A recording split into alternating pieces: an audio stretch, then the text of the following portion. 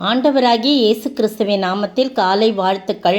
இன்றைய மன்னா, நானோ என்றென்றைக்கும் இதை அறிவித்து யாக்கோபின் தேவனை கீர்த்தனம் பண்ணுவேன். சங்கீதம் 75 வசனம் 9. இந்த இடத்துல இது தாவீதின் சங்கீதம் கிடையாது, இது ஆசாபின் சங்கீதம். ஆசாப் என்பவன் தாவீதின் விசேஷ பாடகன். நான் 1 நாளாகமத்தில் கூட அவன் ஆசாப் கைத்தாளங்களை கொட்டி அவன் பாடுறான் அப்படின்னு சொல்லி போட்டிருக்குது. நிறைய இடத்துல ஆசாப்பை குறித்து பழைய ஏற்பாட்டில் போட்டிருக்குது. தாளம் போடுவான், நல்ல கைத்தாளங்கள் போடுறதுல வல்லவன், நல்ல பாடகன். அவன் 12 சங்கீதத்தை எழுதியிருக்கிறதா போடப்பட்டிருக்கு. ஆசாபின் சங்கீதம் 12 சங்கீதங்கள் இருக்குது அப்படின்னு சொல்லி போடப்பட்டிருக்கு. அதில் பார்த்திங்கன்னா இந்த சங்கீதம் ஆசாபால் எழுதப்பட்டது. இது கர்த்தர் நியாயம் தீர்க்கிறவர் அப்படின்றத ஒரு தலைப்பில் இந்த சங்கீதத்தை அவர் எழுதுகிறாரு.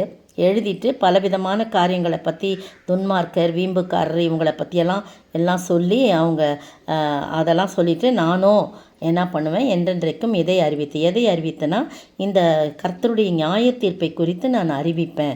யாக்கோபின் தேவனை கீர்த்தனம் பண்ணுவேன். யாக்கோபின் தேவன்னா என்ன அப்படின்னா, கிருபை அளிக்கும் தேவன் அப்படின்னு ஒரு அர்த்தம் இருக்குது.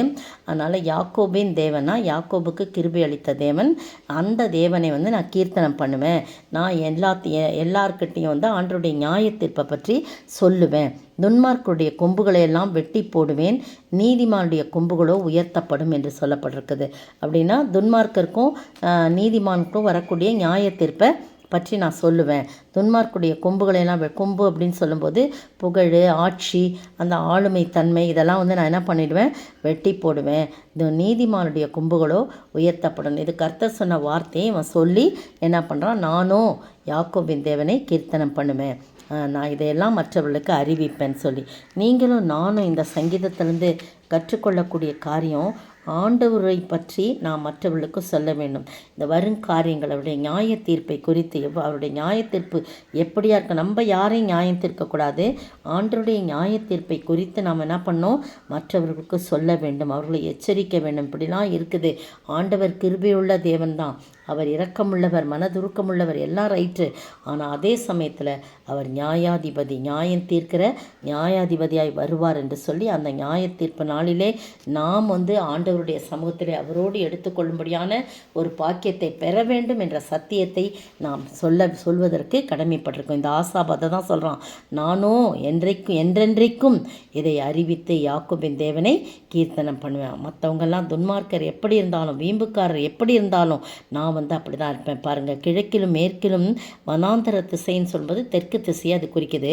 3 திசைகள்லேருந்து ஜெயம் வராது. அப்படின்னா எந்த திசையிலேருந்து வரும், வடக்கு திசையிலேருந்து தான் வரும். வடக்கு திசையில் தான் ஆண்டவர் அந்த சிங்காசனத்தில் வீற்றிருப்பதாக சொல்லப்பட்டிருக்குது.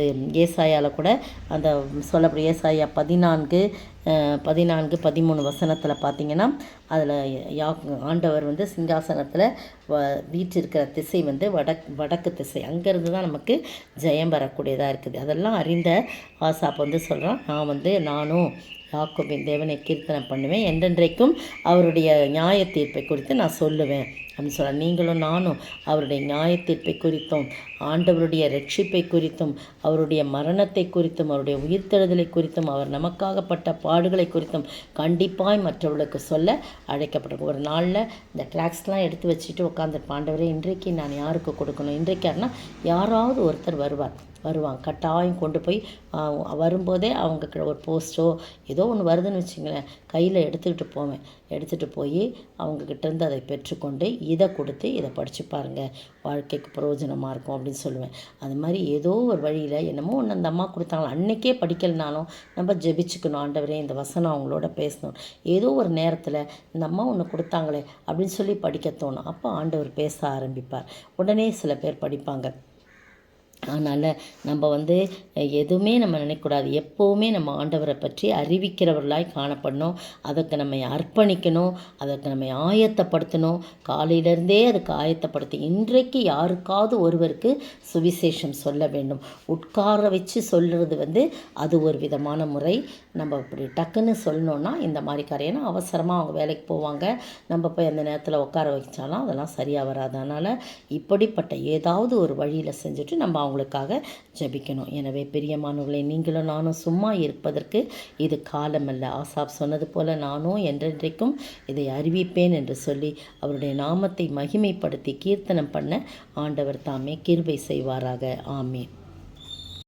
நாதாவும் திருக்கரத்தில் இசைக்கருவி நான் நாள்தோறும் பயன்படுத்தும் முந்தன் சித்தம் போல் ஐயாவும் பாதம் என் தஞ்சமே அனுதினம் ஓடி வந்தேன் ஆனந்தமே அதிசயமே ஆனந்தமே அதிசயமே நாதாவும் திருக்கரத்தில் இசைக்கருவி நான் நாள்தோறும் பயன்படுத்தும் முந்தன் சித்தம் போல் ஊரெல்லாம் செல்வேன் பறைசாற்றுவேன் நாமம் உயர்த்திடுவேன் சாத்தான் கோட்டை தகர்த்திடுவேன் சாத்தானின் கோட்டை தகர்த்திடுவேன் நாதாவும் திருக்கரத்தில் இசைக்கருவி நான் நாள்தோறும் பயன்படுத்தும் முந்தன் சித்தம் போல்.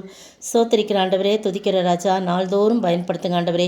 நான் உம்முடைய கையில் உள்ள ஒரு இசைக்கருவி. நீர் என்னை எப்படி பயன்படுத்துகிறோ அப்படி பயன்படுத்துங்க. நானும் என்றென்றைக்கும் இதை அறிவித்து யாக்கோபின் தேவனை கீர்த்தனம் பண்ணுவேன். ஆசா சொன்னது போல நாங்கள் சொல்ல நீர் உதவி செய்ய வேண்டும் என்று கர்த்தரும் மீட்பரும் ராஜாமா இயேசு கிறிஸ்துவின் விலையேறப்பட்ட நாமத்தில் ஜெபிக்கிறேன் பிதாவே. ஆமீன். நேற்றைய பதில் கப்பர்நகூமில் உள்ள ஜெபா ஆலயத்திலே அவர் உபதேசிக்கையில் இவைகளை சொன்னார். அவருடைய சீஷரில் அநேகர் அவைகளை கேட்டபொழுது, இது கடினமான உபதேசம், யார் இதை கேட்பார்கள் என்றார்கள். யோவான் 6:59-60. இன்றைய கேள்வி, எதற்காக இயேசு எங்கு சஞ்சரிக்க மனதில்லாமல் எங்கு சஞ்சரித்து வந்தார்? எதற்காக இயேசு எங்கு சஞ்சரிக்க மனதில்லாமல் எங்கு சஞ்சரித்து வந்தார்?